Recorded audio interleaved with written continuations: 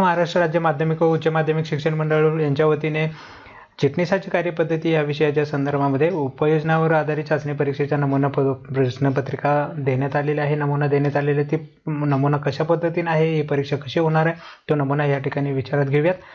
यामध्ये प्रश्न पहिला, खालील वाक्यातील अधोरेखित शब्द दुरुस्त करून वाक्य पुन्हा लिहा, यासारखा प्रश्न विचारला जाणार आहे आणि त्यामध्ये 4 प्रश्न विचारून 4 गुण म्हणजे 1 मार्कासाठीचे हे प्रश्न आहेत. प्रश्न दुसरा आहे, खालील विधाने पूर्ण करा. यामध्ये देखील 4 प्रश्न दिले जातील आणि 4 गुण त्याच्यासाठी आहेत. प्रश्न तिसरा आहे, गटात न बसणारा शब्द शोधा किंवा योग्य क्रम लावा.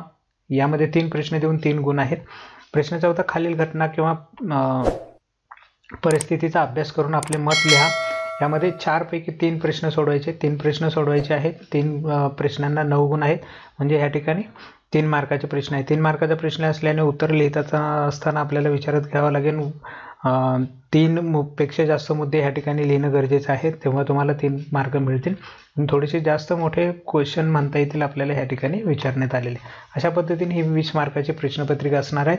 त्याचबरोबर ह्या उपयोजनावर आधारित प्रश्नपत्रिकेच्या संदर्भात काही सूचना बोर्डाकडून दिलेल्या आहेत, त्या देखील आपण पाहूयात. इंटरनल असेसमेंटवरती it will be of 20 mark, ही 20 मार्काची असेल. टाइम अलॉटेड 1 hour, 1 तासाचा वेळ आहे.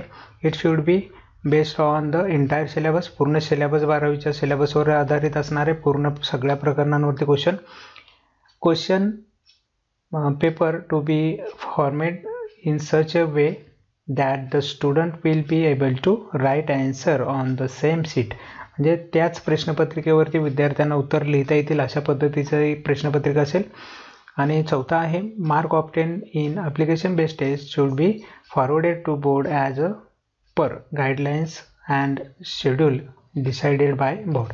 बोर्डाने जे शेड्यूल दिलं असेल त्या शेड्यूलप्रमाणे ही टेस्ट होणार आहे, ही परीक्षा घेतली जाणार आहे आणि त्या पद्धतीने हे मार्क बोर्डाकडे पाठवून ती तुमच्या वार्षिक परीक्षेच्या मार्कांमध्ये इन्क्लूड होणार आहे.